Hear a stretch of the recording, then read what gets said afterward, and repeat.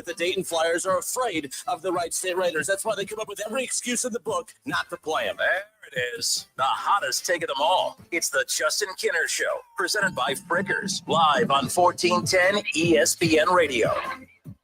All right, it's a big show today. We got a big show today because I have an assignment for all of you. If you are a Cincinnati Bengals fan, I have an assignment for you. I have a request, and it's okay. I have a request that all of you finally just admit that I was right about your team. That's all I need you to do. It's a simple request. It's a time for you guys to reflect on your foolish behavior of trying to defend your organization and your team and your stance that the Cincinnati Bengals are anything but good. I mean, come on. What in the blue, fill in the blank with whatever non-FCC approved word you want to fill in that with, was that last night? I mean, here's another reason I'm upset is I started to be positive about the Bengals yesterday and talk about the importance of the matchup and the fact that the AFC North is so vulnerable. You have Lamar and the Ravens. Lamar's going to be out 2 to 3 weeks. It sounds like they're 1-3. The Steelers are 3-1, but we know how vulnerable they are. We watched them start 4-1, 4-2 last year. They haven't even got to the meat of their schedule yet. They've won a lot of games to start, but they've won a lot of games ugly. The margin for error is going to get significantly smaller moving forward. I don't know who's good enough to win this AFC North. Right now, it's the easy answer to say Pittsburgh, but let's wait and see if they can keep this train rolling. Lamar, the Ravens, they got to get healthy. And then there's the Cincinnati Bengals, who has Jamar Chase, who has T. Higgins. You have what you need to go out there and compete. You got your Trey Hendrickson. You got your Mike Gesicki. Isn't that the Christmas wish list that your crybaby quarterback pounded on the table and was screaming and crying at Super Bowl media day? I need Jamar Chase. I need T. Higgins. I blah, blah, blah, blah, blah. And now here you are. You have a team that has officially quit. Last night, the Cincinnati Bengals disappointed football fans across the board. They wanted to tune in for a good game. I remember when the schedule came out back in May. This was the matchup I was actually really excited for. Monday Night Football, Bengals, Broncos, 2 Super Bowl contenders potentially, especially when you look at where they were a year ago, playoff teams. It was a great matchup. The last time these two teams played, it was anything but. It was anything but. I mean, my goodness, this wasn't even a close matchup. 28-3 the final last night. 28-3 the final last night. Jake Browning completes 14 of his 25 pass attempts. Bo Nix looked like a Super Bowl MVP caliber quarterback, completing 29 of his 42 for 326 yards and 2 touchdowns.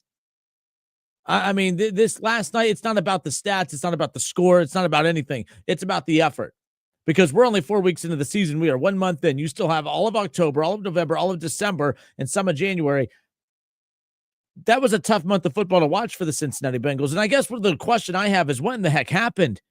When I watched Joe Burrow get injured and leave the game against Jacksonville, I watched a Jake Browning come in and play inspired football. Sure, he was throwing the ball around, making some mistakes, but the team rallied around him. The defense was flying all over the field, getting stops when they needed to. You had Jamar Chase, 155 yards, multiple touchdowns. He was phenomenal. T. Higgins all over the place. That looked like the team that was 4-3 with Jake Browning the last time that he was forced out into that situation. What happened between when the clocks hit 0 against Jacksonville and when the game kicked off against Minnesota last week? This team has quit.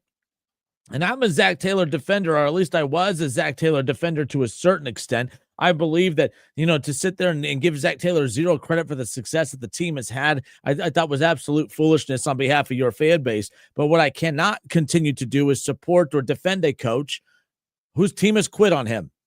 And that's what it's looked like. It's only 2 weeks, but the one thing I've always loved about Zach Taylor is he has an unreliable quarterback in Joe Burrow, and he's always been able to find a way to rally the troops and get them to go out there and compete. That's one reason why I've always been a Zach Taylor defender.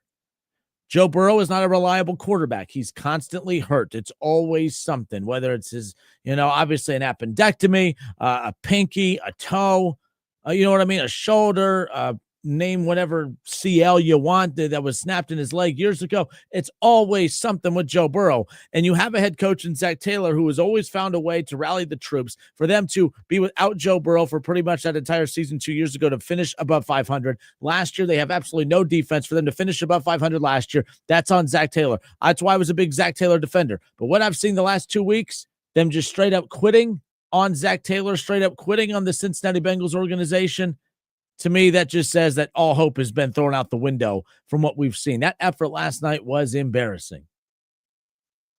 Mark Smith, Mark, I hope you're well. I'm not here to rub salt in the wound by any means, but at the same time, last night, that was brutal.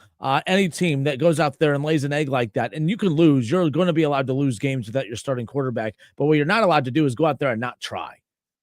And that's what happened last night. It just didn't look like the Bengals tried whatsoever. Mark Smith on the Justin Kinner Show Facebook page. Mark, appreciate you tuning in. He says, I was ashamed to be a Bengals fan last night. Ashamed to be a Bengals fan last night. Cincinnati, absolute train wreck over the last 2 weeks. And I don't really know where the franchise goes from here. This is why, and I was getting a lot of hate last night, or 2 weeks ago when Joe Burrow went out and injured. Everyone's like, well, if we could just get him back by mid-December. I said, this team's not going to be around come mid-December. I didn't think it was going to be this bad. I didn't think that they were going to look this terrible. But I just thought a team with no defense, no run game, no offensive line, there was no way that a backup quarterback was going to come in and succeed with all those deficiencies surrounding him. In fact, Joe Burrow, though statistically successful last year, was not successful because his team was not in the postseason due to all the problems that they had, and they didn't address those problems in the offseason. And now here we are a year later, and you guys expected a backup quarterback to come in and keep this team afloat with all the same problems they had a year ago, that Joe Burrow, as good as he was only good enough to get them to 9 wins? This was never going to be a success story. But the one thing about Zach Taylor's Bengals in the past is when they've had to be competitive or at least show some fight, they would do so. There is no fight right now. They have quit on Zach Taylor. They have quit on this organization. They have quit on you. And at times I don't blame them, because you got the defense who's constantly just being bashed and blamed for everything. One reason is because it is their fault. You have games that they have lost because of how bad the defense is, but you know what? The defense still felt motivated to go out there and fight because you had an offense that was continuing to fight. Joe Burrow never gave up on his defense, to his credit. One thing I will say, I've bashed Joe Burrow for not going to the media and demanding that they get better defensive players, demanding that they get better guys up on the offensive line, demanding that they get better running backs. The one reason why Joe Burrow technically doesn't do that is because he still has to go into the locker room with those guys, and he has to face those guys face to face and say, yeah, my bad. I'm sorry. I basically said you guys weren't good enough and that we wanted to get better people in here. He doesn't want to throw guys under the bus. He was at the same time, he was saying, hey, I want Trey Hendrickson. He wants him paid. He wants T. He wants Jamar. He was saying he wants guys who are already on the team clamoring about how much he wants to keep them, make sure we keep them. I wish he would have used that energy to, of course, push the organization to bring better talent in. He didn't do that. That's the spin I've heard as far as why Joe Burrow did that. I can understand it. It's still backfiring. The bottom line is there's a reason that defense would always continue to fight, even though they were bad. It's because they had a quarterback that still believed in them. And now they don't have a quarterback that, regardless of whether he believes in them, they don't believe in him.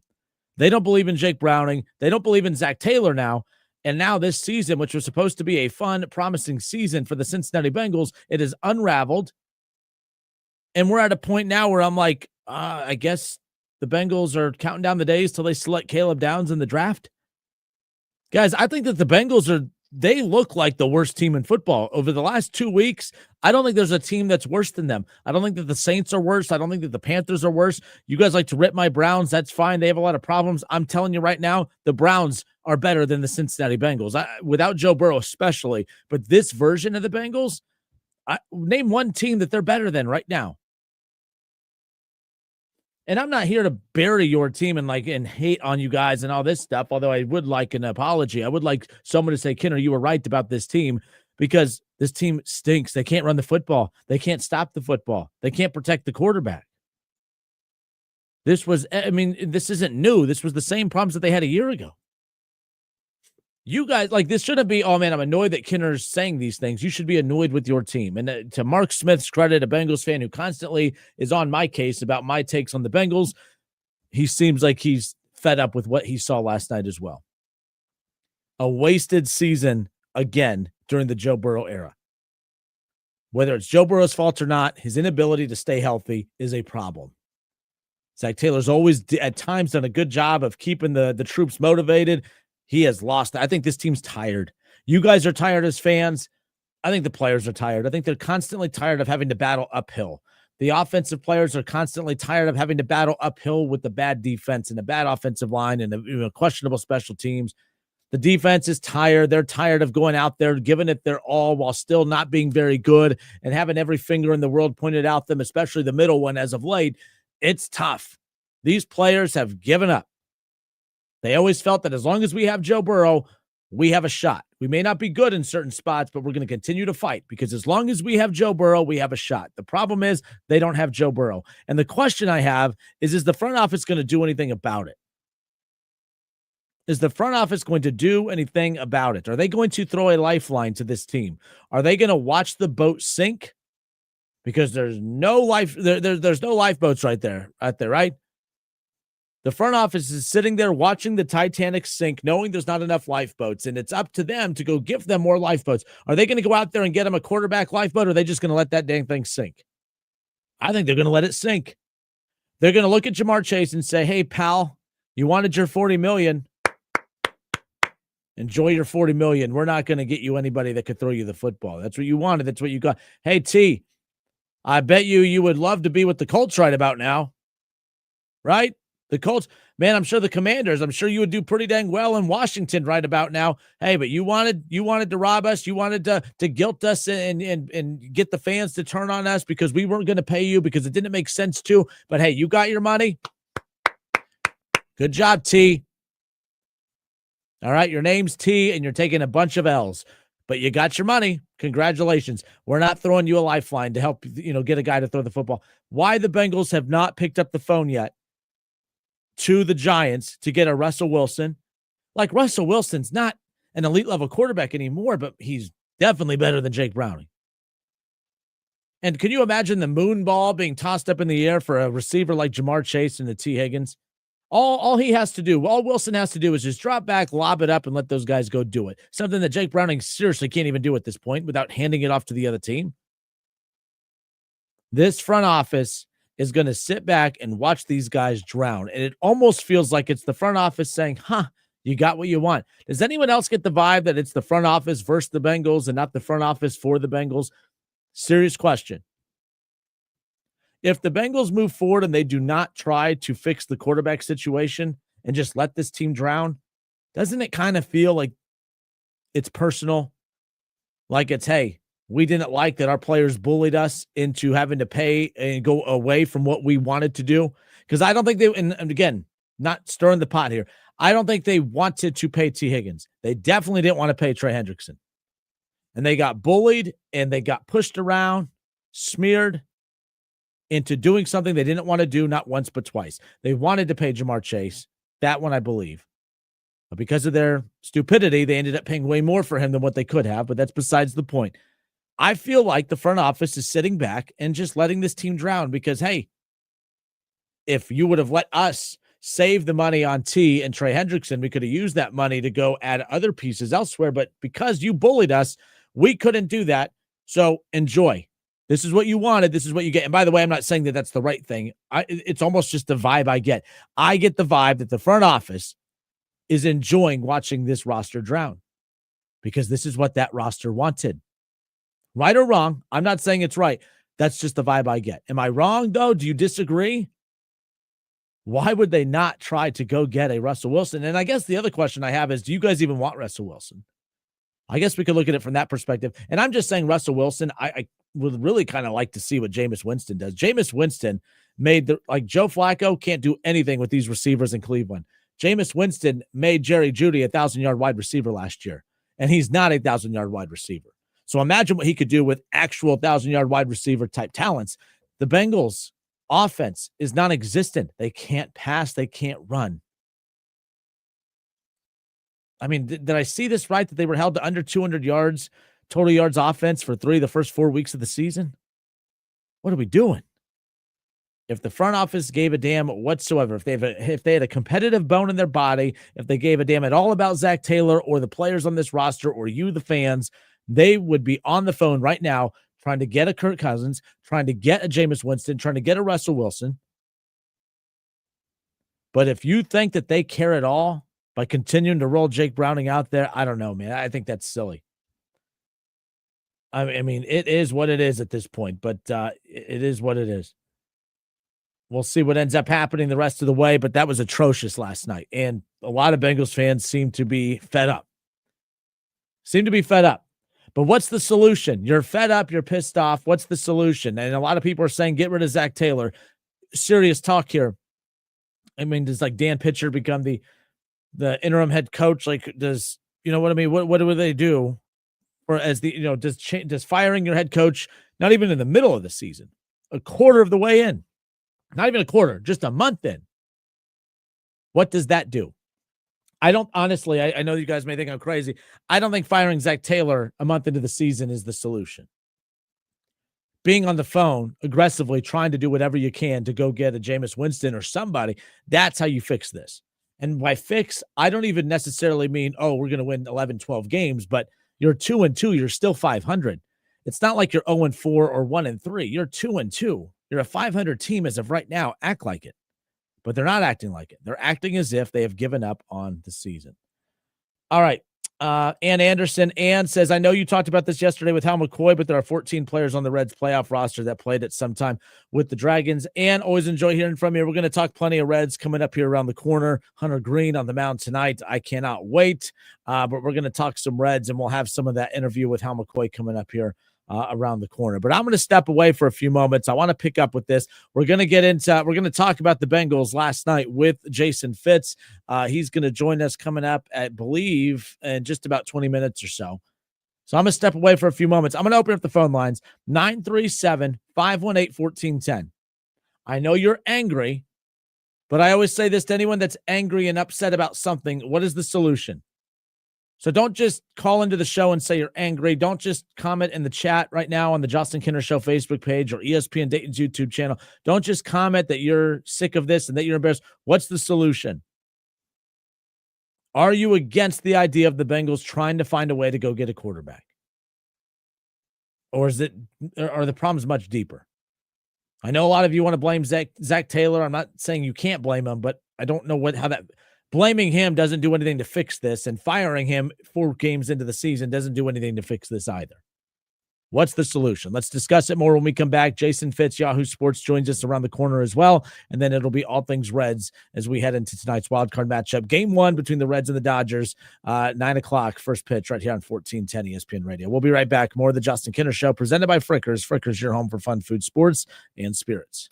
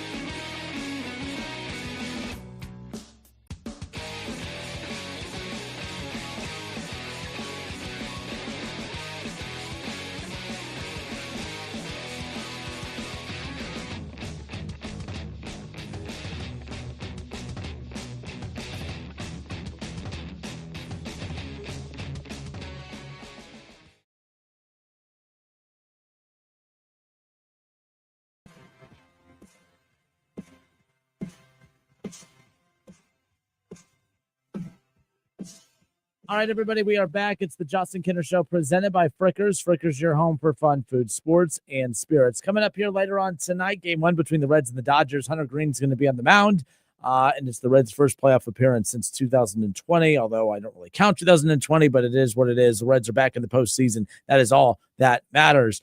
Look, I like the Reds' chances in this matchup. I just, there's something about the opportunity of going up against a team like the Dodgers in a shortened 3-game series. Like, I would give the Reds a 0% chance of beating the Dodgers in a 5-game or a 7-game series.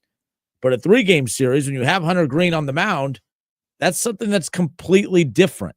And I think that's why I'm sitting here and I'm like, I kind of feel a little confident in the Reds' chances and opportunities here tonight. We had the Hall of Famer Hal McCoy on the show yesterday, and I simply asked him, do the Reds have what it takes to upset the Dodgers? And, well, here's what he had to say regarding that possibility of happening, not just tonight, but in the series. Do the Reds have enough to pull off an upset? Do they have enough pieces, do you think, that they could stun the baseball world and knock out the Dodgers in the wild card round? Absolutely. There is no real powerhouse in baseball. Nobody won 100 games this year. Everything is up in the air. Now you have a short series. The Reds have Hunter Green, Andrew Abbott, and Nick Lodolo waiting. That's 3 pretty strong pitchers to throw out there against the Dodgers. So I'm on record as saying they're going to win. I think they're going to beat the Dodgers. And again, that was Hal McCoy on the show yesterday. And Hal McCoy literally just said he's going on record to say that he believes that the Reds are going to beat the Dodgers. Hey, I won't argue with him. I'll take that. But I agree. Look, you're not beating the Dodgers. You're not winning the series if you don't win game 1 tonight. All right, you're not winning this series if you don't take game 1 tonight, and we'll talk more about that coming up. But we opened up the show talking about, of course, the Cincinnati Bengals, not the Reds. The Bengals, who lost last night 28-3. They go down and score a field goal in their opening drive, and it's like, okay, put some points up right off the bat, look solid, and then it was all Denver. I mean, just the rest of the way. I mean, it wasn't even close. And the score, 28-3, it sounds like it's closer than what it actually is. How they only gave up 28 points is beyond me. But just an absolute dominant performance last night by the Broncos, and it wasn't even close at the end of the day. So we'll see how the Bengals bounce back from here. One thing we're going to talk about with Jason Fitz, like as bad as the Cleveland Browns are and as bad as the Bengals look right now, the question I have, who wins more games? Who's going to finish this season just based on how the Bengals have looked the last 2 weeks and knowing what we know about Cleveland? The Bengals or the Browns? Who finishes the season with more wins? That's what I'm curious about. But we opened up the show, of course, talking about did the Bengals quit on Zach Taylor? Did they quit on the organization? Did they quit on you, the fans? It kind of looks like it. I've always defended Zach Taylor because I thought that we all know the front office has done nothing but take pieces away. When he led them to the Super Bowl a few years ago, they never added pieces to it. They just continued to take pieces away. And they never really added anything of substance. They take pieces away, but they don't add anything. And the piece, from the misses in the draft, from the lack of aggressiveness in free agency, the fact that this team has continued to get worse every year due to roster construction, which is out of Zach Taylor's control. The one thing I always felt like with Zach Taylor is that these guys played hard for him. Oh, but they started out slow. Yeah, but he still didn't lose the locker room, and they were able to rally back. And maybe they still do. But I have never in the Zach Taylor era watched a team play as poorly as they have the last 2 weeks throughout his entire time here. And that looked like a team that quit on their head coach. That looked like a team that quit on you, the fans. That looked like a team that quit on the season 4 weeks in. In the past, the Bengals defense has been horrendous like it is this year. But they had Joe Burrow on the roster, and they felt like we still have a chance, and we're going to continue to fight. Doesn't mean they were good, but they continue to show effort and fight. The offensive line has always been bad since Joe Burrow has been here. But because they had Joe Burrow behind them, they felt they had a chance. They continued to fight and continued to push to win games.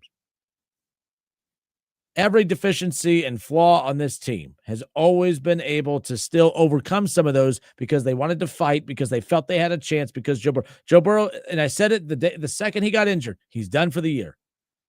Oh, but if they could just keep their head above water until they're not keeping their head above water. Joe Burrow threw for nearly 5,000 yards last year and 40 touchdowns and missed the playoffs because they couldn't protect the quarterback, because they couldn't stop the football, and they couldn't run the football. Well, guess what? Guess what this year brings? They can't stop the football.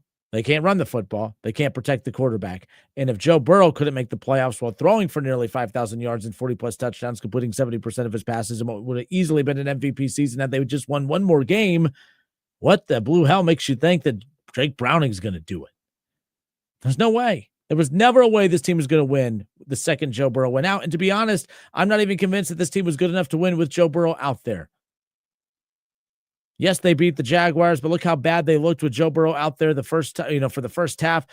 Yes, they beat the Browns, but the Browns beat themselves. The Bengals had no business winning that game, and they had Joe Burrow for that. Joe Burrow may at least lead to this team giving more of an effort, but I don't think that he is going to lead them to a ton of wins. This team is so bad. And what do the Bengals go? Where do they go from here? I mean, the ownership has a responsibility to show the guys on the roster, to Zach Taylor and to you, the fans, to show that, man, we've had some bad luck with injuries, but we got to continue to fight to add to this roster to put us in position to succeed. The fact that everyone I talk to says that there is absolutely no activity behind the scenes of the Bengals, even like the Bengals haven't even inquired about what it would take. At the very least, even if the Bengals don't want Russell Wilson, if someone is to ask Duke Tobin or whoever, hey, what would it even take to get a Russell Wilson? They should at least have an answer of, well, we looked into that. Here's what it would take, yada, yada. Not that they would tell us, but they don't have that answer because they haven't even looked into it. They haven't even explored it. This is a team that's 500. They're still 2-2. But if the Bengals sit back and do nothing, they're telling you right now that they've quit on the season. And that's sad. Another wasted year of Joe Burrow. This isn't like the early goings of Joe. Joe Burrow's been around a minute now. I'm not going to go the dramatic, Andrew Luck route where he's going to retire early. No, I'm not going to go that route. But at the same time, the dude, he's getting beat up physically, mentally, emotionally. I mean, it's just ridiculous what's going on right now. So I asked this before the break. Rather than just say things like, well, fire Zach Taylor, I guess the question I have is, well, what does that do? I don't think firing Zach Taylor 4 weeks into the season all of a sudden opens things. I don't think the defense gets better because you fire Zach Taylor. I don't think your backup quarterback all of a sudden looks like a starting quarterback because you fire Zach Taylor. I don't think that your offensive line all of a sudden just magically becomes good because you fire Zach Taylor. I don't think that your crappy running backs that you tried telling me are good. I don't think that they become good just because you fire Zach Taylor. So I don't think firing Zach Taylor does a whole hell of a lot. He's an average chef that was given crappy ingredients and you want him to cook you a great meal. That ain't going to happen. So rather than fire the chef, let's maybe take a look at the ingredients and how we can maybe better those. To me, it all comes down to kick the tires on Jameis Winston, Russell Wilson. Imagine Moonball City lobbing them up for Jamar Chase and T. Higgins. Can you imagine that? I watched Jameis Winston last year. By the way, these receivers for Cleveland that I thought were good, they're horrendous. But Jameis Winston last year made me believe that the Browns had something to work with. They don't. They don't have anything to work with. Jameis just did a good job of making Jerry Jeudy look like a 1,000-yard wide receiver. He's not. Imagine what Jameis Winston would do with two real 1,000-yard wide receivers in T. Higgins and Jamar Chase. Just the fact that they haven't even entertained that idea should infuriate you as Bengals fans. Brian Weaver said, so I said, what do you do? What should the Bengals do in this situation?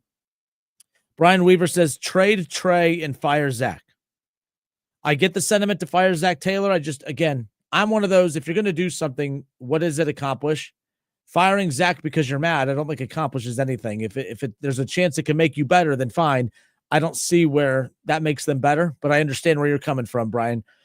The trading Trey Hendrickson thing, if it gets bad enough to the point to where, and by the way, if the front office does tell you that, okay, we're not going to get a quarterback because we don't think we're very good, and they're basically punting on the season, then the trading Trey Hendrickson thing that you're suggesting, Brian, I agree with you 1,000,000,000%. I agree with you. Got to, I mean, I'm not like, look at the Tyreek Hill situation. There had been rumblings for a minute that the Dolphins were looking to move on from Tyreek Hill, and they sat on him too long, and now he has zero value to them because they waited too long to move on from him. The Dolphins knew they weren't going to be any good. He was a distraction behind the scenes. There was drama galore because of him. They could have traded him, got a nice little chunk of picks back, not the ones and the twos, but they would have got a good chunk of picks back that would have helped them, maneuver around in the draft next year. And they sat and they waited too long, and now they're going to get nothing except an expensive wide receiver that probably won't play football again. What the Bengals can't do is, on a season that they're basically punting on now, don't sit there and continue to pay Trey Hendrickson to be a top pass rusher on an embarrassingly bad defense. Go get something in return. You may not get ones, you may not get twos for him, but get something for him, because right now, technically, you're getting nothing. You're getting absolutely nothing as far as that goes. So I'm with you. Trade Trey. Trade T. Higgins if you have to. I don't care. You made a mistake paying T. You made a mistake paying Trey.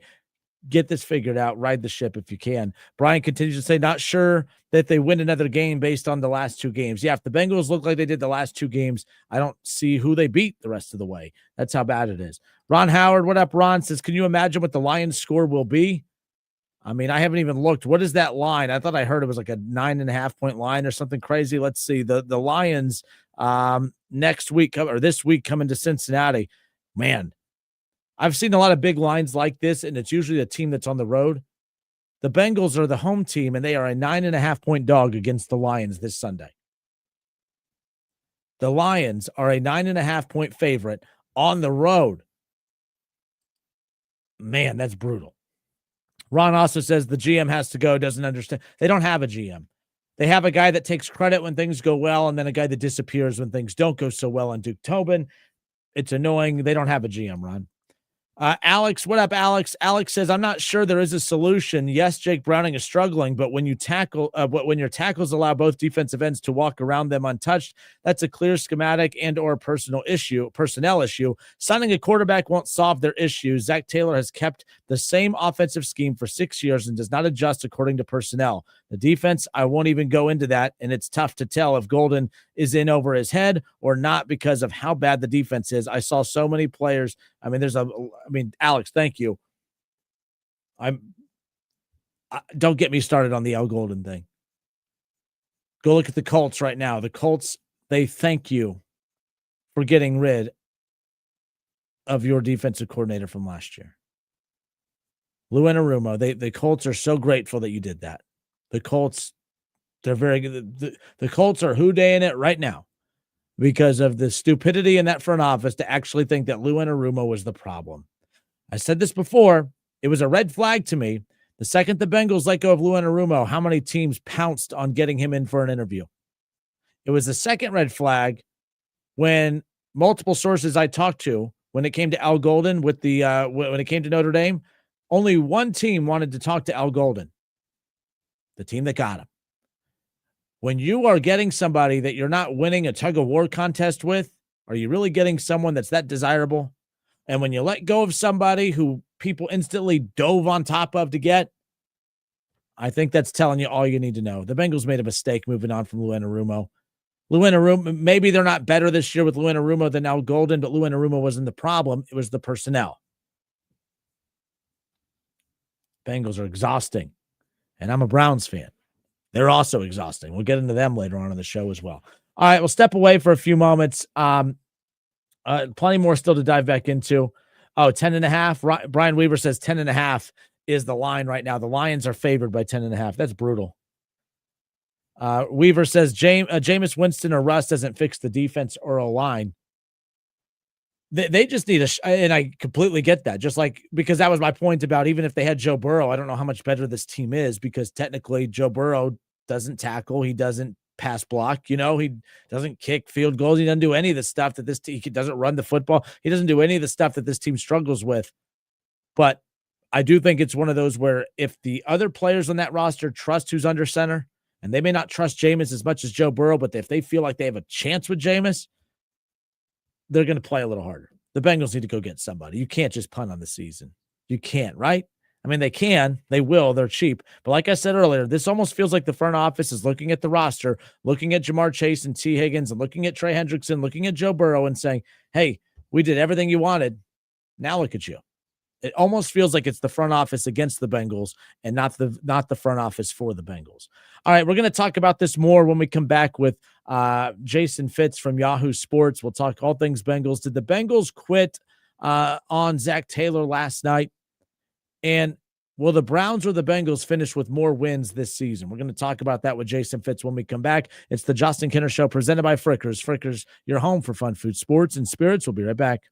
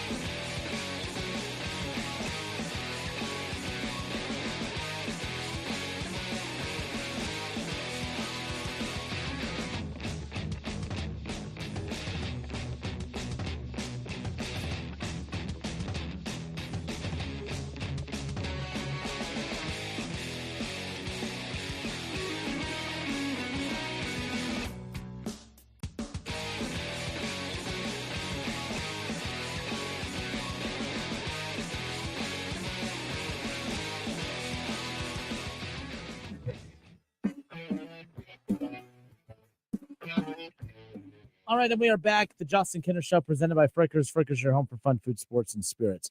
All right, so Jason Fitz is going to join us at the top of the hour, coming up at 4 o'clock. So Jason Fitz, Yahoo Sports, will recap all things Bengals and whatever that was last night. But we could switch over to the Reds. Look, by the way, I threw this poll question out earlier because I saw a lot of people complaining about the start time for the Guardians and the Tigers, which, by the way, that game officially is wrapped up. Unfortunately, the Guardians go down 2-1 to the Tigers. Look, the performance that the Tigers got from Skubal is the exact. I think Shaw said that in the chat about that's exactly what the Reds need tonight from Hunter Green, no doubt.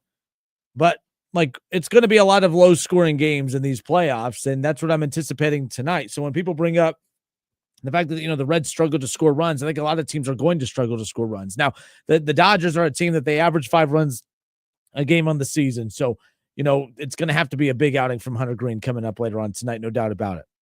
But I put out the poll question. I saw so many people complaining about the 1 o'clock start time for the Tigers and the Guardians game. And then there's a lot of people, like, I've never felt older than I do right now at 35 years old, complaining about the late start time for the playoff game. Like, I should be so excited. And I am. I should be so excited about the Reds in the playoffs. And I very much so am excited about the Reds in the playoffs. I broke out the Joey Votto jersey today, and you all know my feelings on old Joey Votto, but that's how excited I am to support the Reds. I had to put on the Joey Votto jersey today, right? Like, so the bottom line is, a lot of people complained about the 9 o'clock start time for the Reds and the 1 o'clock start time for the Guardians. Which is the better time slot?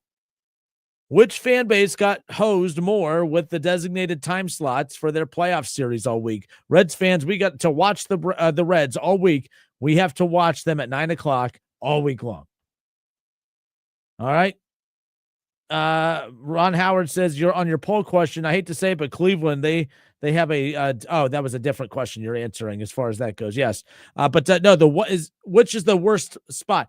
A weekday 1 p.m. game where most people, if not all your fans, are at work, or a 9 o'clock first pitch time for the Reds and the Dodgers when everyone's going to bed or at least wrapping up their evening and they have to go to bed early because they have work the next day.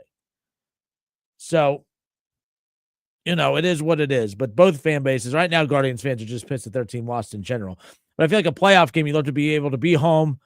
You know what I mean? Have friends over, be with the family, watch the game, and not refreshing your screen every couple seconds, checking the score while you're at work, nonetheless. But I still see more people commenting on the Bengals as far as the solution, because I keep throwing it out there. A lot of people want to fire Zach Taylor, this, that, and the other. And I keep saying, well, what's the solution then? Because I don't think firing Zach is a mid-season solution. Firing Zach in the offseason, if this continues down this path, firing Zach Taylor, I'm fine with at that point. To make a drastic move like that, it needs to serve a purpose. And I don't know what purpose firing Zach does, because it's not going to fix their O-line, fix their defense, fix their crappy run game. It's not going to fix the fact that Burrow's out to mid-December, even though, like I've said before, you will not see Burrow the rest of the season. There's no point. But some good ones coming in. Colton Schmidt. What up, Colton? He says it would make more sense for them to just tank for a high draft pick. That's an option as well. The problem is, I don't want to give the Bengals front office any credit and say that, well, we better just tank because that gives us a better. They're going to do it from a cheap perspective. They're going to not get any reinforcements because they're cheap, not because they think it's a bigger, better plan. Because, let's get a high draft pick. Yeah, because you've scored so well in the draft in the last couple of years. Colton, you're not wrong, by the way. Caleb Downs, if you guys go through hell for the next 3 months and you end up with Caleb Downs, I'd say that's pretty freaking worth it. That's the equivalent to a quarterback on the defensive side of the ball. If you can get a Caleb Downs with all the needs that you have, with all the needs and the problems that your Bengals team has on the defensive side, if Caleb Downs ends up being in the NFL what he's expected to be, that's a home run get if you can get him. So I'm with you on that. Like, the problem is sometimes there are teams that tank, and then there are just teams that are bad. And I think this team's bad. And I don't think they're bad by design because they were tanking. Guys, they rolled this roster out there trying to convince you that this was a playoff caliber team. And I know how much you guys love Joe Burrow, but if you guys actually think that Joe Burrow is the difference between what we've seen the last 2 weeks and not, they would give a lot more effort the last 2 weeks. But I don't think Joe Burrow being back stops what Bo Nix and the Broncos did last night. I still think they lose, and they lose bad. That's why, as a hater of your team, right, that you guys accuse me of, as a hater of your team, I like when Burrow is healthy. You know how many times people said, man, I bet you enjoyed that he got hurt. No, that's for one idiotic. I would never be a fan of a player being injured and out for the year. That waters down the product. Who wants that? I like when last year was a great year for me as a hater of your team because you had your quarterback and you missed the playoffs. That I enjoyed that. I enjoyed watching Joe Burrow play high level football and still not being enough. I enjoyed that as a hater and a fan of a rival team in your division, right? Like that's a healthy back and forth thing. I would never root for someone else to get hurt. The other reason I don't like the Burrow's hurt is because the excuses that then people get to kind of compartmentalize with. Well, we've looked bad the last 2 weeks, but we wouldn't be this bad with Joe Burrow. You wouldn't be that bad, but you would still be bad. You can't convince me otherwise. The Browns have had a more recent playoff appearance than your team. So don't tell me that this team is head and shoulders better with Joe Burrow. They may just look like they care a little more. I don't know about head and shoulders better. They missed the playoffs the last 2 years. Well, they only missed it 2 years ago because because Joe Burrow got injured and was out for the year. They had a losing record that year with Joe Burrow. But anyways, that's besides the point. Paul, what up, Paul? Paul Blanton says, fire Zach Taylor. Mike Brown would just hire another bum. Yeah, like I said, and Paul, here's the thing. I have not been the biggest Zach Taylor fan, but I've not been a Zach Taylor hater. I just thought that the Bengals have had too much success with him as the head coach to say that he's the problem. When we all know the problem for this team is roster construction. But when your team's just quitting on you, when your team has given up on you, and it looks like they have the last 2 weeks, that's when I have to say, yeah, I'm out. Like, for instance, I'm a Browns fan. The one thing about Cleveland, their games are ugly, but that team's still playing hard. I'm not a believer in moving on from Kevin Stefanski, but if I start to see the effort that the Bengals have given the last 2 weeks from Cleveland, then I'm out on Kevin Stefanski. Because once the players quit on you, there's no coming back from that. And it just feels like the players have quit on Zach Taylor the last 2 weeks. But yes, I understand that, Paul, not having the trust in your front office to hire an effective replacement for him as far as that goes. But Lamar Shelley, I'd give the Carolina Panthers a 5th-round pick for Andy Dalton right now. Hell, I'll even give them Jake Browning free of charge. A 5th round does not sound like it's that luxurious of a pick, but man, you can get a Shedeur Sanders with that 5th round. No, I wouldn't give that up for Andy Dalton, but maybe a 7th. It's a 5th. Am I wrong in thinking a 5th is high for Andy Dalton? But again, it's all about the eye of the beholder. How desperate are you for just average quarterback play? I mean, let me ask you guys this, though, because you know what, Lamar, you bring up a good point. I don't think Andy Dalton's anybody's savior by any means, but wouldn't it be kind of cool to see overlapping eras? Wouldn't it be kind of cool to see if Andy Dalton can come in and do something with Jamar Chase and T. Higgins? You know what I mean?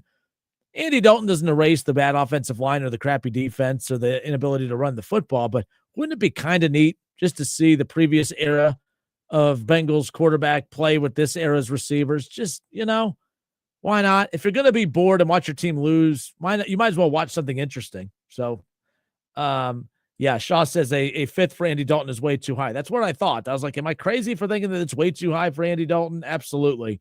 But nonetheless.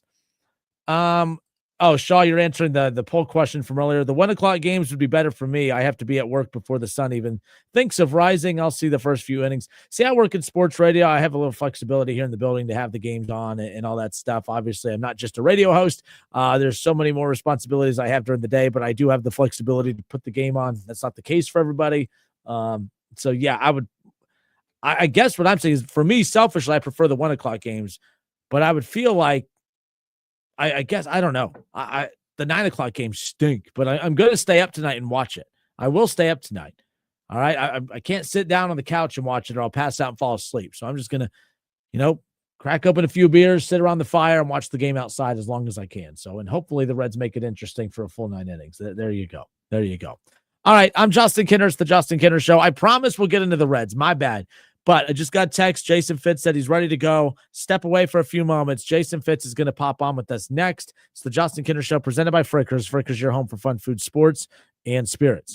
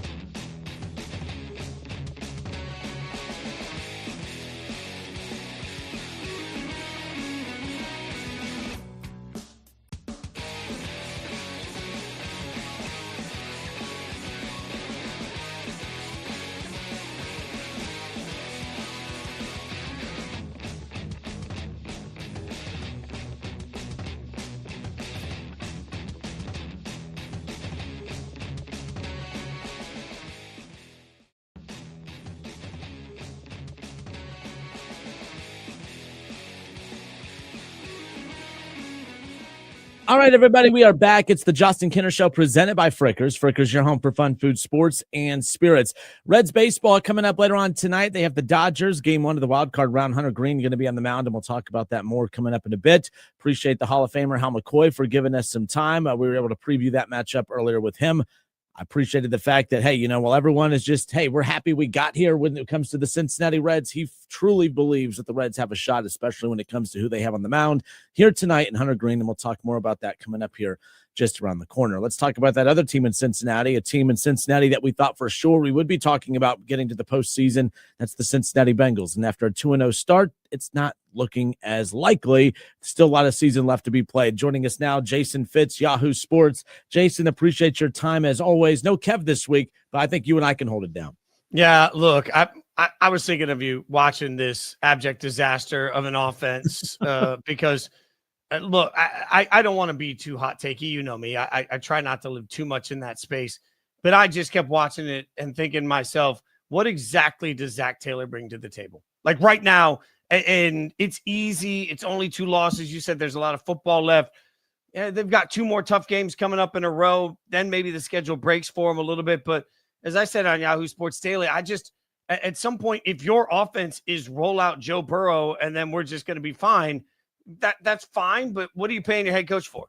You can't even get a first down with the elements that you have with some of the stars that you have. You can't even get first downs. There were 4 players over the course of the weekend that had more offense individually than the Bengals had as a team in this game. I can't make that make sense. That says something of note to me, and I understand no Burrow, fine, but man, this is the modern NFL. 50 quarterbacks started last year. You got to be ready for the possibility with an injury-prone quarterback. You're going to face a month or 2 with no quarterback, and they don't feel ready, and they feel lost, and they don't feel competent. They don't feel competitive. Like, it's just another wasted year for Cincinnati.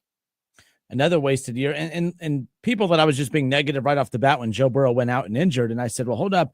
I wasn't super confident in the Bengals' ability to guarantee them to make the playoffs even with Burrow, just because how many teams can you head into a season with and say, their defense isn't good. Their offensive line is shaky. They can't run the football. Special teams was a question mark. And you still sit there and confidently say that's a Super Bowl contender. I wasn't confident saying that when Burrow was healthy. Then when you take him out of the equation, I was just blown away how many people said, they could just hang around until he gets back. That's a tough ask for Burrow to do, much less a backup quarterback in Jake Browning. I think the wild thing is we've seen them have success with Browning in the past. I don't know what this team has turned into the last 2 weeks. Jason, look how competitive they were against the Jaguars in that second half. They were fun, even with Browning, who was reckless, but fun. They moved the ball. I don't know what happened to that team in the second half against the Jags to what we've seen the last 2 weeks. This just isn't the same team. Yeah, and there's a moment with Browning where it's not even close. Some of these throws last night were just not even close. And part of that communication. Is it the receiver, cutting the route off in a different spot? We can't know that, but what we know is that there's obviously a communication issue between quarterback and wide receiver. And, it's hard not to get frustrated for everybody involved in the locker room. It's hard not to get frustrated for everybody on this team. Like how it feels like it was a year ago at this point that we were talking about Trey Henderson has to stick around because their defense can't get any worse. They need to make sure they buy in because this is a Super Bowl moment. And it's like, no, it's not. Like this Bengals team is just buried for dead without Burrow. And again, I know it's you lose your starting quarterback. How many teams can compete? When you've lost as many games as Burrow has over the years and you've had some of the injuries he's had, organizationally, you got to be kind of ready for this. So, they obviously were confident in Jake Browning, and that confidence right now looks like fool's gold. Confident in Jake Browning or the path of least resistance, because there's a Jameis Winston, a Russell Wilson. There's obviously a Kirk Cousins. There's, maybe a Joe Flacco. I who knows, but I'm just saying there's names out there. I'm just not, any other team. I'm like, oh yeah, those teams are going to try and go out and get one of those veteran quarterbacks to come in and try to salvage the season. I could be wrong. I don't feel like the Bengals are that franchise. I feel like the Warriors they go into the season with, or the Warriors are going to go down with, and they're going down in a hurry. Do you anticipate them? Have you heard anything from your insiders as well about them maybe flirting around with going to get one of those quarterbacks? And I've heard the opposite. Everything I hear is that they're content with Jake. They think it'll work out and they'll be fine. And it's like, okay, well, at what cost? At this point, if I'm the Bengals, they never will. I know they never will. But if I'm the Bengals, I just go to Jamar and everybody and just say, hey, we're just going to sit you for the rest of the year. I don't want to risk injury for you. We'll see you next year. Let's just tank. Let's go get the highest draft pick we can. We'll start rebuilding the defense. Like, and it's too early to say that when you've got a great franchise quarterback and enough talent on this team that you should be able to win. Like, look, they won 9 games last year with one of the worst defenses we can ever imagine. Like, they are the sort of the poster child for, hey, we can make it through anything to get out of the sea of suck, but not this year. It's too buried right now. Jason Fitz, Yahoo Sports, with this here. And, one reason why, heading into the Monday Night Football game last night, I was just not overhyping. I was hyping up just how big of a game that was for Cincinnati, because Lamar, we don't know what his status is moving forward. He's not out for the season, but I mean, you're 1-3. Their season's kind of getting away from them too a bit, but the Ravens are vulnerable. The Browns are the Browns. You're 2-2 if you're the Bengals, and the Steelers, they were 4-2 last year, and we saw them unravel down the stretch. So their 3-1 start, although impressive, nothing's guaranteed. The Bengals, there was blood in the water. They could have still pounced to take control of this division, and they just let it fall right through their hands last night. The AFC North, very, very vulnerable right now, no doubt. Yeah, you're saying vulnerable. I'm saying bad. And one of my preseason predictions this year was that the Steelers, before we saw any Steelers football, my early preseason prediction was that the Steelers would be one of the hottest teams in the league in the first 5 or 6 weeks. They'll win a bunch of games, and then they will fall off wildly because look at their schedule was sort of the mindset around it. Now, they did get a big win over the Vikings, and that is a big win, but it's a big win over Carson Wentz. Like, they have the Packers left, the Colts left, the Chargers left. They'll be underdogs, the Bills left. If the Ravens get healthy, they've got the Ravens left here. They've got the Lions left. And again, Ravens through that. So to me, they've still got 7 games in front of them where they're going to be the underdog. So while we're sitting here talking about 3-1 for the Steelers, I don't think that the Steelers are a 10-win football team this year. I just think they're taking advantage of a bad division right now. So look, when I've made that prediction, I did presume that the Ravens defense wouldn't be an abject disaster. And I did presume that Joe Burrow would be healthy. So I thought the division would look a little tougher. If you're the Steelers right now, I feel like you've got a real leg up on everybody else. But, man, I don't think the Steelers are a particularly good football team. So you're right. The lost opportunity is the opportunity to stay even remotely healthy, especially now if Lamar misses any time.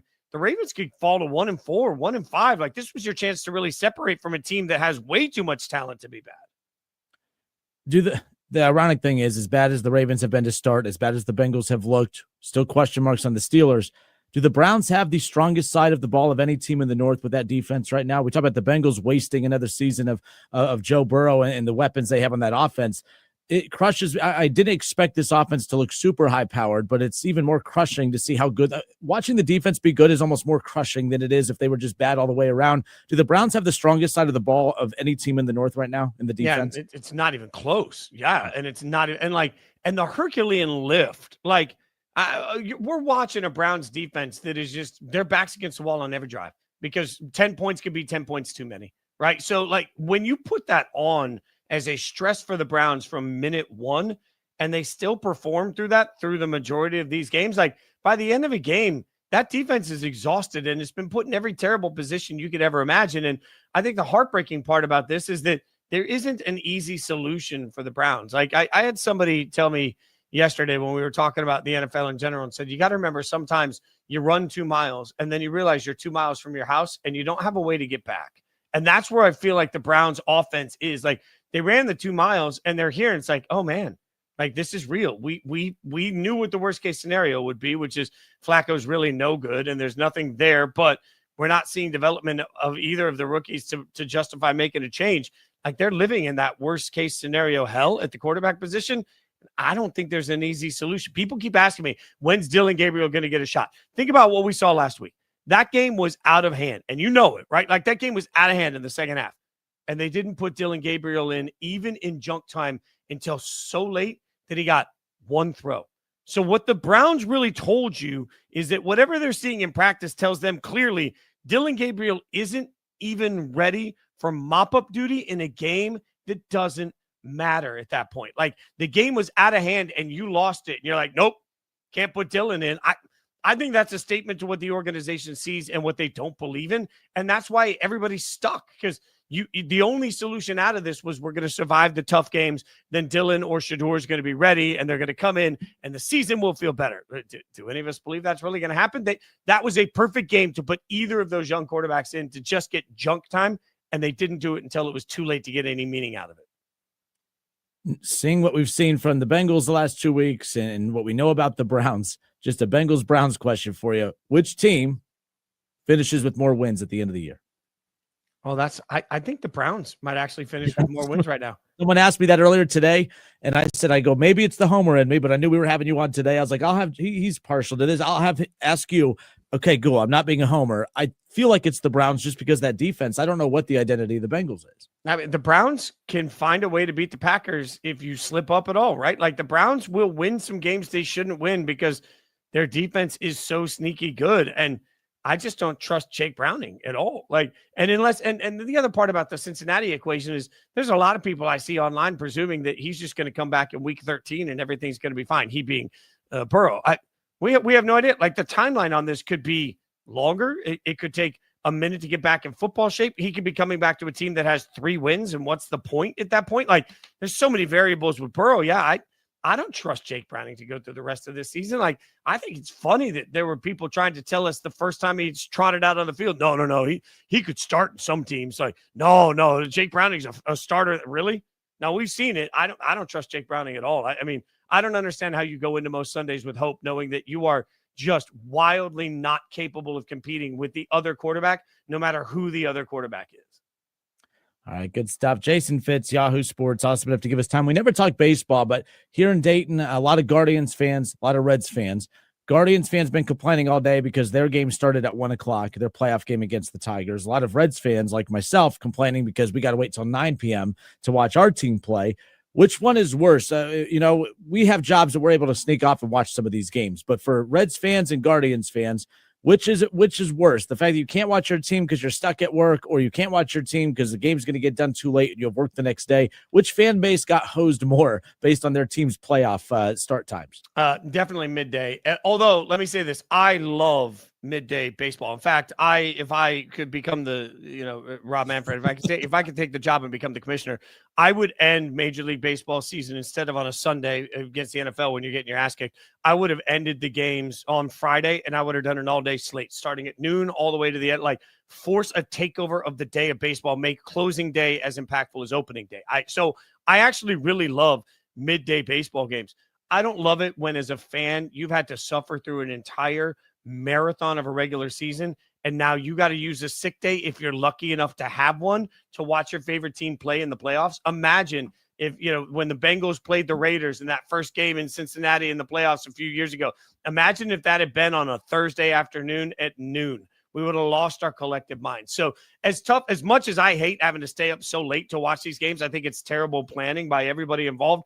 I also think it's terrible planning by everybody involved that they buried some of these Guardians Tigers games towards the end of the season on the MLB package. So you couldn't even watch it on TV. At some point, I think the hardest part about this is there's an entire group of fans that deserve the right to see their favorite team play, and they may not even have the ability or flexibility to take a sick day. That sucks for everybody. All right, good stuff. Every Tuesday, Jason Fitz takes some time and hangs out with us here on the Justin Kinner Show. No Kevin Nash today. He's out doing some boss man stuff. So he's more important, taking care of more important things than this right now. But Jason, appreciate your time as always. No college football talk today. I'm sure there's plenty of college football to talk next week. But coming off that Monday Night Football disaster last night, a lot of AFC North talk. Jason, appreciate you as always. We'll talk next week. I can't wait. Go Reds. I'm rooting for you. Can they pull it off? Do you think they can? No, but you're right. No, but look, we all know that that it's all going to come down to pitching, and I mean, when you've got a Hall of Famer as a manager, you never know. There's hope. I think there's a little monochrome of hope. I will say that. I'm rooting for the Reds. I don't think the Reds will win. So I said if the Reds Dodgers play in a 5-game series, 7-game series, I give them 0% chance. But in a 3-game series where you're throwing Hunter Green on the mound tonight, and you sneak that game 1, and now you're forcing the Dodgers to win back-to-back elimination games, which no one feels bad for them, but that's a lot tougher to do. I like the Reds' chances better against the Dodgers in a wild card round than I do a full 7-game series. So I think tonight, if the Reds win tonight, I'm not confidently saying they're winning the series, but I would not be shocked if they win the series if they could pull off game 1 tonight, just because it's a smaller amount of games and the pressure magnifies on the Dodgers. But we'll see. We'll see what happens. I can't wait to wake up tomorrow and find out who won. I appreciate that. That's amazing. Well, all right, Jason, you the man. Thank you. Thanks, brother. All right, more of the Justin Kinner Show presented by Frickers. When we come back, Frickers, your home for fun, food, sports, and spirits.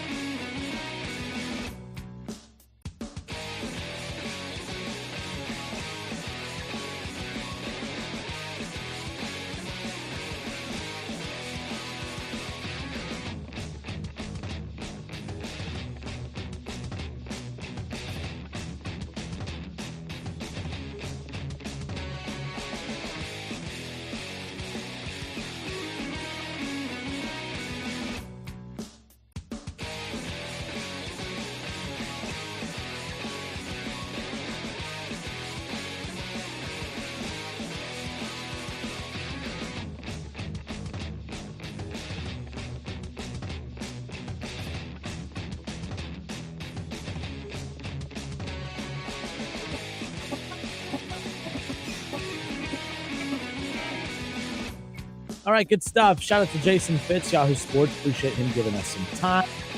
Talk more Bengals throughout the week. What a wild scenario there. Apparently, there are reports out there about the Browns potentially making a change at quarterback for this coming up week. Once we get more final word on that, we'll dive into that more. But I want to focus on the Reds.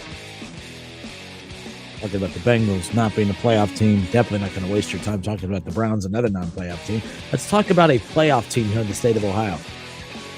And not just the Ohio State Buckeyes. We just watched the Guardians in action. I think the Guardians will be fine. Kudos to the Tigers. You did what you're supposed to. You go on the road with your number one pitcher like that, and you pull off an upset like that. That's what the Reds are going to have a chance to do later on tonight. And MLB Network tweeted this out earlier today that the visiting team has won 8 of the 12 wildcard series contests since 2022. Will we see that trend continue again this offseason? And, of course, the graphic that they used, all right, sorry, the music was drowning everyone out, my bad. For those on the stream, at least. When I see that, it just, you fight so hard for that home field advantage. And home field advantage matters, no doubt about it. But when I see this, since 2022, the visiting team has won 8 of the 12 wild card series. It almost feels like there is no home field advantage in the wild card round. And you do have to wonder, if the Reds are playing this series at home, we would love it more, don't get me wrong. But does anyone feel like the Dodgers being at home almost makes them too comfortable? Does anyone feel like, for instance, Shohei Ohtani, the reason that they've positioned him to not pitch this series is because they want him ready for the Padres series or the Phillies series? To me, that screams that they're already overlooking the Reds. And there's a lot of reasons to look. The Reds have the worst odds of winning the World Series this year. The Reds should theoretically not be in the postseason. When you look at the talent that's on the Mets and the money that was spent on the Mets, and it took an outlier wild card scenario, no pun intended, to get the Reds into the wild card to begin with. And everyone could sit there and they've tried to use that against the Reds. Well, if it wasn't for the Mets free fall, they wouldn't be in. Well, that's how a lot of this works.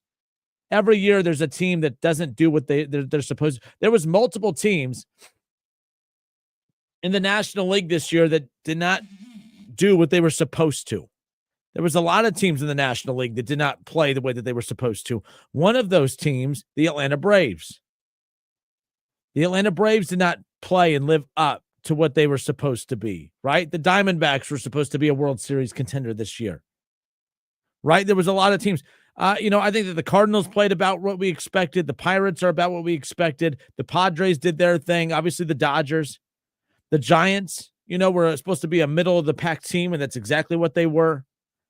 But the Mets didn't live up to what they were supposed to. All right, the Braves didn't live up to what they were supposed to. The Diamondbacks didn't live up to what they were supposed to. The Reds technically lived up to what they were supposed to be. A low 80s win team, and technically Vegas had them at that mid-70s win total. I said they were good enough to be about an 85 to 90 win team, and they sit here at the 84 win marker, and that's what it took to 83 or whatever it is to get into the postseason, and that's where we're at right now, 83 and 79. The Reds are 38 and 43 on the road. The Dodgers are 52 and 29 at home. But I've heard more out of Dodgers camp in regards to what they're doing to position their their rotation for the next series, and not enough about what they're doing to prepare for this series. That's how little respect the Reds are getting, and I completely get it. Everyone out there that gets defensive about the lack of respect that the Dodgers in baseball has given their team, that's laughable considering how I think that the Reds fans, you guys have been horrible to your team this year, me included. I told you I've quit on this team 12 times. I'm probably going to quit on them after the first inning tonight if they give up 2 runs. And then I'll buy back in the 5th inning when they put up 3 runs. And then, you know what I mean? It's a yo-yo. We've been through this before with the Reds. It's just how this works. But the number one reason that I believe that the Reds have a chance to win this series is because of the fact that it is a 3-game series. It's a shortened series. And all you got to do is just get one to put all of the pressure, and I think all the pressure is on the Dodgers. I don't think there's any pressure on the Reds. If the Reds lose tonight, they're supposed to. If the Reds win tonight, so you're telling me there's a chance. The Dodgers are preparing for their next round against the Phillies. They need to be worried about their next game against the Reds if they lose tonight, because they'll be facing elimination. Imagine all the money that they have spent over the years, all the success that they have had, winning a World Series, just to be knocked out by the team that shouldn't even have made the playoffs if it wasn't for an epic collapse from another team that has spent in the $400 billion range. I'm Justin Kinner. It's the Justin Kinner Show presented by Frickers. Frickers, your home for fun, food, sports, and spirits. 9 o'clock tonight, Reds-Dodgers, game 1 of the wild card. Hunter Green going to be on the mound. And Hunter Green has been quite the story for the Cincinnati Reds. When you go back and think about his time here in Cincinnati, if you can't win with Hunter Green on the mound tonight, I'm not confident that they can win this series whatsoever. There is so much pressure on Hunter Green, in my opinion. I don't think there's a lot of pressure on the Reds. I just think there's a lot of pressure on Hunter Green. Hunter Green was drafted 2nd overall back in 2017. We see the Sports Illustrated cover with his face on it. The Reds drafted him 2nd overall in 2017 and then gave him at the time what was a record-setting $7 million signing bonus. This is an organization that we get frustrated with that won't fork over money in free agency, but they forked over a $7 million signing bonus to a guy that never even touched a baseball for the Reds. But that's the anticipation of what was potentially to come for what is supposed to be a phenom. And so far, he has lived up to it from an individual development standpoint. What he has yet to be able to provide for this team, not his fault, it's the team's fault, is that moment. And he's had a few of those moments down the stretch. He had that big outing against the Mets back in early September, right? He had, just last week, he had that ginormous outing where he went 7, giving up 1 run on the one-hit shutout game. He's been phenomenal down the stretch. He's been clutch. When your season's on the line and you need every win possible, and you can have him out on the mound and almost feel like, okay, we got this one because of him. The Reds have a lot of good pitchers in this rotation. They have 2 of them that I feel extremely confident every time they're out there. Andrew Abbott and, of course, Hunter Green.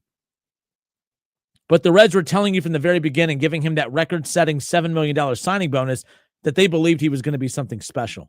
And then back in 2023, and this is something that the Reds do not get enough credit for.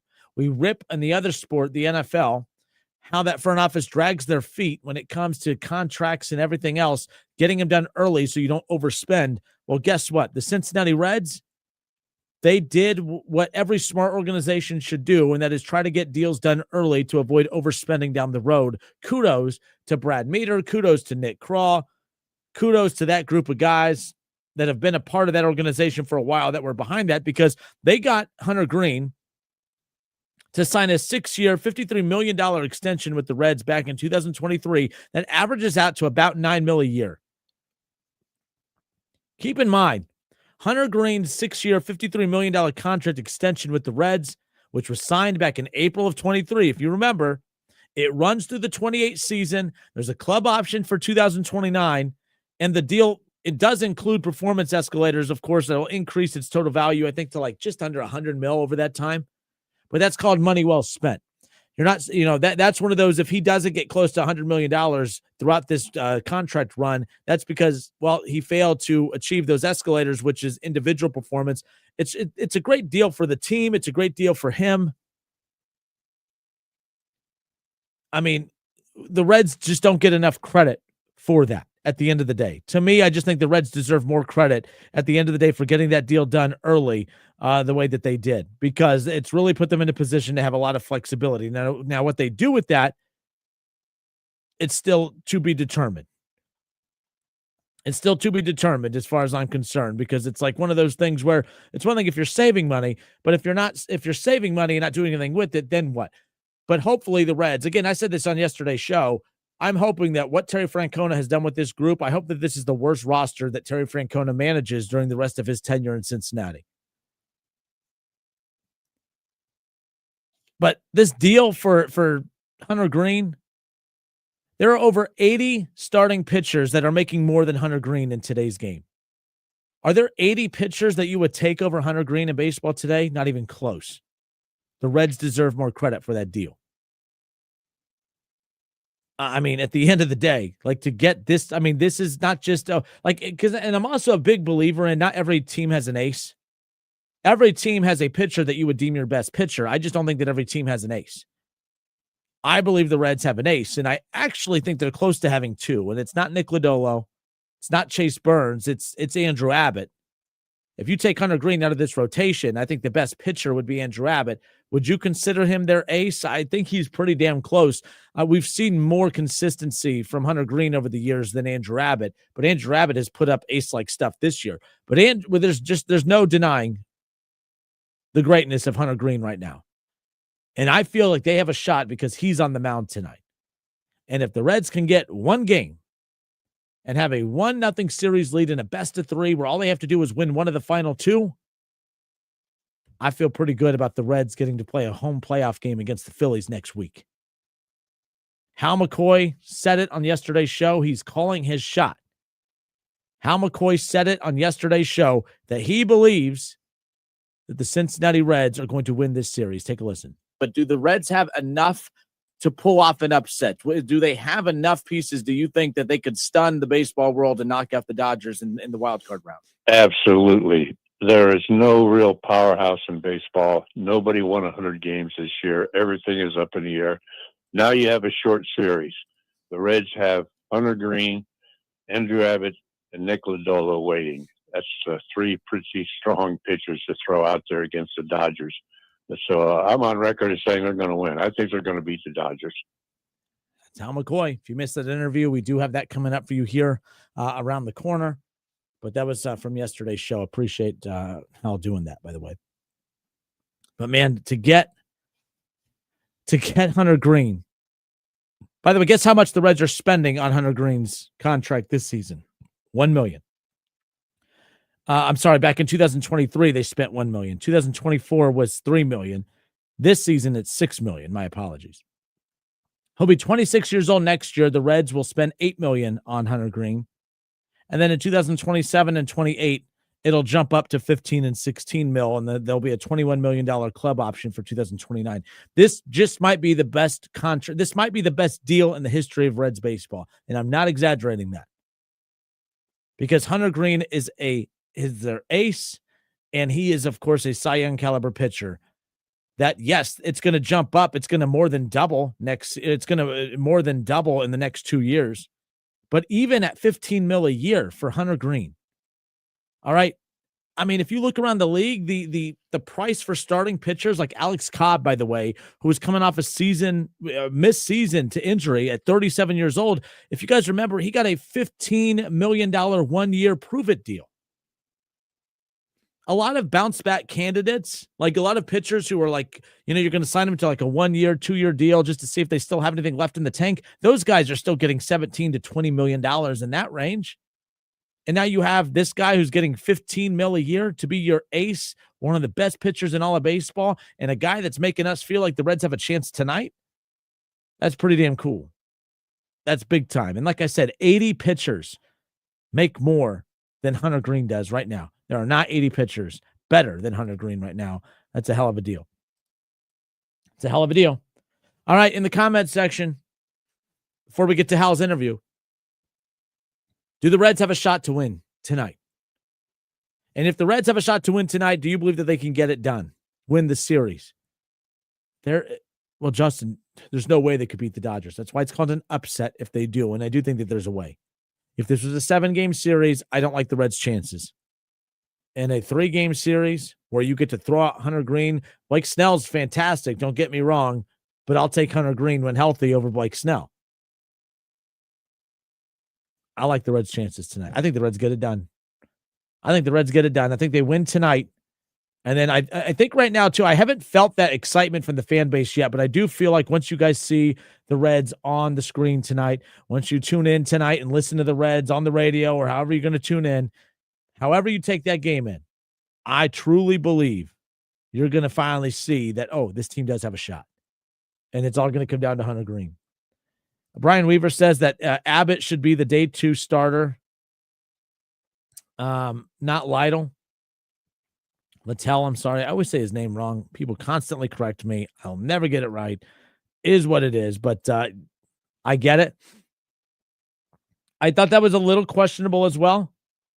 Wasn't a huge fan of not, throwing out Andrew Abbott in game 2, but I do wonder if the Reds lose tonight, if they decide to change it up and go ahead and go Abbott in game 2. I would be very shocked if they stuck to that and we didn't get a chance to see Andrew Abbott pitch in these playoffs at all. So I'm hoping that that's the case.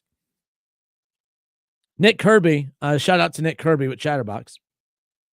He tweeted out something the other day that caught my attention. He said, Nick Kirby tweeted out that I will say if Littell is only used as an opener, and it does sound like that's going to be the case. Last night, and by the way, we were supposed to have Tommy Thrall on. So obviously in Los Angeles, the time difference, Tommy Thrall jumped on with me last night. I came in the studio to record an interview with him for the show today. And of course we had technical malfunctions that led to his audio not being recorded, but the reason he had came on last night was because he had gone to the press conference with Terry Francona. And the one thing that caught his attention that we really wanted to talk about was just the sneakiness of what could potentially be Terry Francona using the media to his advantage. No one's truly believing that we're not going to see Andrew Abbott in this series at all. And it's a big gamble to not throw Andrew Abbott out there at all, especially if what tomorrow could be an elimination game for the Reds or a series potential winning game for the Reds, and you're not going to put Andrew Abbott out there? I don't know. But Nick Kirby tweeted this out that if Littell is only used as an opener, they bait the Dodgers into playing Muncy and Conforto and bring in Lodolo for the fourth batter. This would be absolutely genius. The chestnut checkers move. Hey, we're going to start Littell again. That's going to force, obviously, Roberts to make a lineup based on that. And then you bring in Nick Lodolo early in that game, the lefty, to go up against the lineup for the majority and the chunk of the middle of that game. I like Littell. I just don't know if I trust him to start tomorrow. But I also know I'm in a little bit of a predicament where I called out people who were questioning Terry Francona's decision-making yesterday. So I'm going to sit this one out and just trust that the Hall of Fame manager knows what the hell he's doing. But Hunter Green against Blake Snell tonight. Zach Littell is going to go up against Yamamoto tomorrow. And then possibly Shohei Ohtani on Thursday. Now, multiple Dodger outlets and reporters have said that they are trying to position this to where we will not see Shohei Ohtani pitching-wise until the Phillies series, almost talking through the Reds. It won't surprise me that the defending World Series champions that have spent $500 billion on a roster beat the Reds. But that shows you where they're at. They're overlooking the Reds, and I think that says a lot right there. We'll see what happens. But I'm with you, Brian. I'm not sure if I'm a fan of that either. Not sure if I'm a fan of that either. So we'll kind of go in that direction and see what happens. All right, good stuff. The Hall of Famer, Hal McCoy. We have that interview for you coming up next. If you missed that, good stuff. I mean, Hal's the best. I love having Hal on, and to have him on to talk about the Reds in the playoffs. Every year that we've had Hal on, it's just been about the dreary decision-making from the manager to the front office to just the underperforming Reds. To get to talk about that with him, a guy who, made his career off covering the greatest generation of Reds players. And oh, man, it's unbelievable what he has been able to witness in his career. So to spend the majority of my career talking to him about this, but to get to talk to him yesterday about the playoff Reds was pretty cool. And we have that coming up for you here. So I tell you what, the Reds lineup is out. They put the Reds lineup out. And here is your lineup for the Cincinnati Reds for their wild card matchup here tonight against the Dodgers. Batting first and leading things off in center field will be TJ Friedl. Noelvi Marte will bat second and get the start in right field. Andujar is the designated hitter. He'll bat third. Austin Hayes will bat fourth in the cleanup spot. He's back in the lineup tonight, and he'll get the start in left field. Spencer Steer will bat fifth and get the start at first base. Spencer Steer at first base has been pretty phenomenal, by the way. Just want to give him a shout-out. All right, batting sixth and at shortstop is Elly De La Cruz. Catching behind the plate tonight and batting seventh is Tyler Stevenson. Batting eighth and at third base is, of course, Hayes, and then Matt McClain will get the start at second base and bat ninth. And there is your lineup for tonight as the Reds get set to go head-to-head with the Dodgers in Game 1 of the Wild Card Series here. One more time, your lineup for tonight: Friedl, Marte, Andujar, your 1, 2, and 3 hitters. Hayes, Steer, and De La Cruz, your 4, 5, and 6. And then 7, 8, and 9 belong to Stevenson, Hayes, and McClain. And that's your lineup tonight with Hunter Green on the mound. Man, oh man. Let's see what the Reds can do here tonight. I think they can get it done. Let's talk with Hal McCoy or replay our conversation with the Hall of Famer Hal McCoy when we come back. It's the Justin Kinner Show presented by Frickers. Frickers, your home for fun food, sports, and spirits.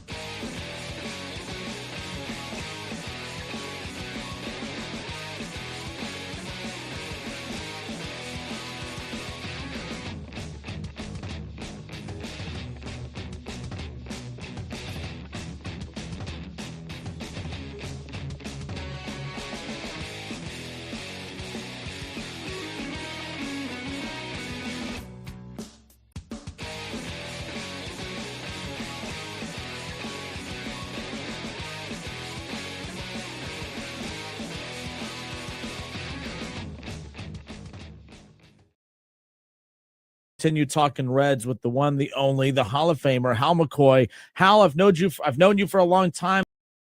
You many times. I don't think I've ever been able to interview you though, talking about a playoff Reds team. How are we today?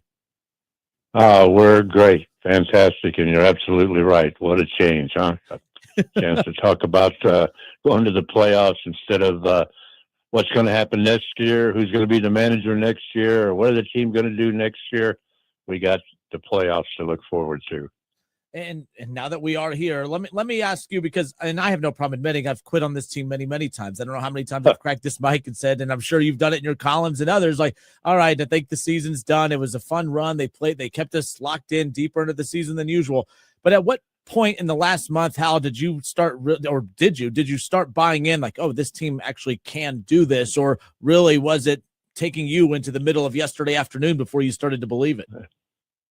Well, first of all, way back before the season started, in my preseason column, I predicted that they would win 83 games or 84 games.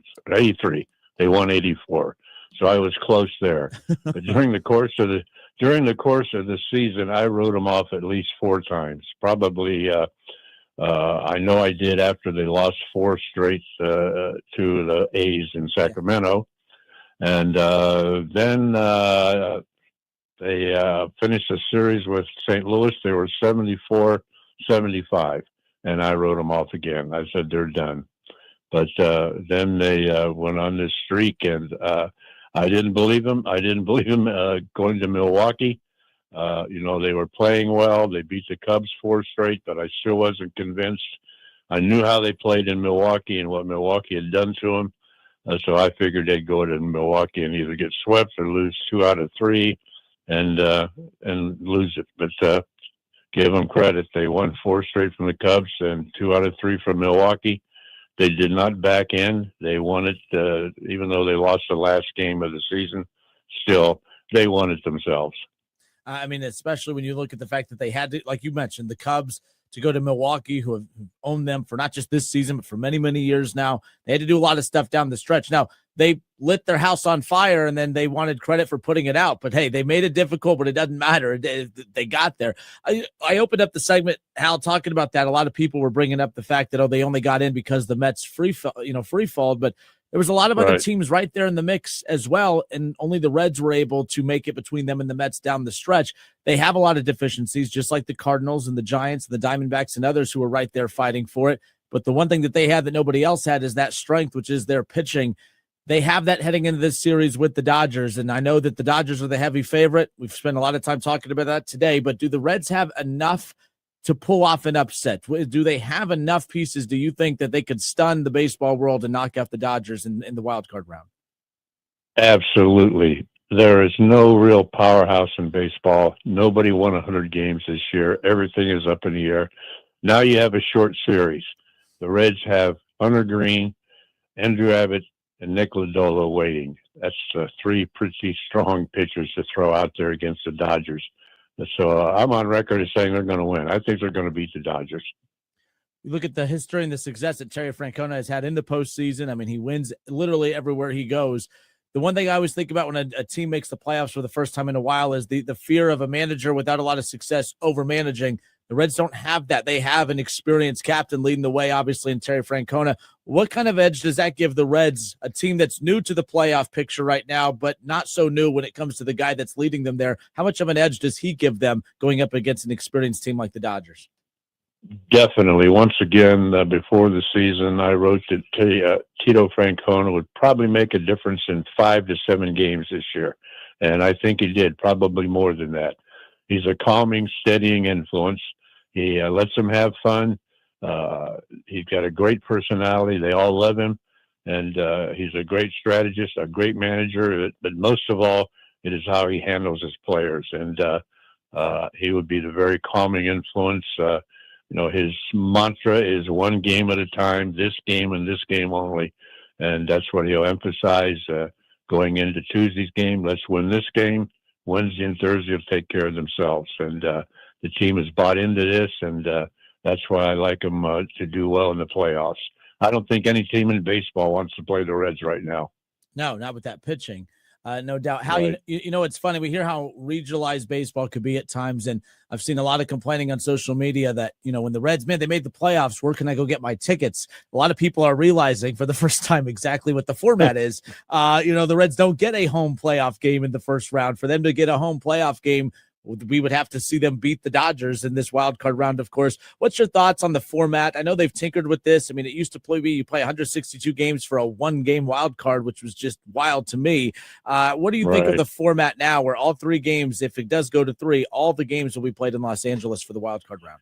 Yeah, I have no problem with that because, the Reds had to win the 3rd wild card spot, and, the Dodgers up there at the top. I have no problem. I think that the reward is getting in. They shouldn't be rewarded with a home game in a 3-game series by winning the 3rd wild card spot, while the Dodgers had a much better record. So I have no problem with that. And if it was a 5-game series, then that would be something different. But 3-game series, I have no problem with that. Hall of Famer Hal McCoy with us here, the Justin Kinner Show, presented by Frickers. Frickers, your home for fun, food, sports, and spirits. Reds Dodgers game 1 coming up tomorrow night. We'll have it for you right here on 1410 ESPN Radio. 9:08 the first pitch. We'll have that for you right here. Hal, this is funny. I'm not trying to be negative because the Reds just made the playoffs, but it is funny. People beat up on the front office of this Reds team so much, but this is a very fun story about the Reds. When you look at it, and a listener, a shout out to Ann Anderson, she's in the comments right now. She just chimed in a little bit ago saying how cool it is that the majority of this roster, she got a chance to watch play, at Dayton. It's similar to the 2010s team too, where a lot of those guys we got a chance to see come up through the system. How cool of a story is that? It's one thing to have a team like the Mets and others who spend so much money to piece together their roster.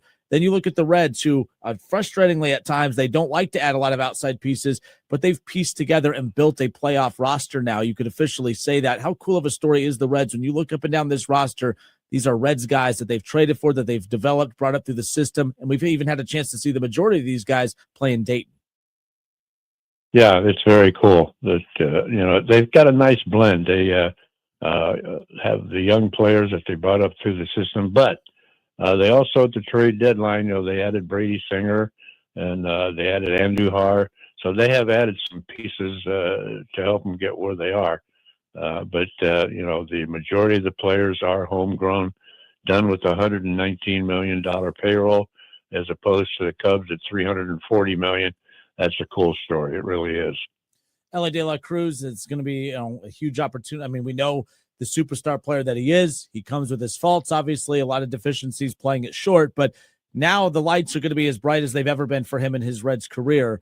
How big of a series is this for Elly De La Cruz, and how much of an impact will this series have on the direction the Reds go with deciding whether to keep him at short or change positions. Do you think this series could potentially impact how they view him moving forward as far as what position he plays?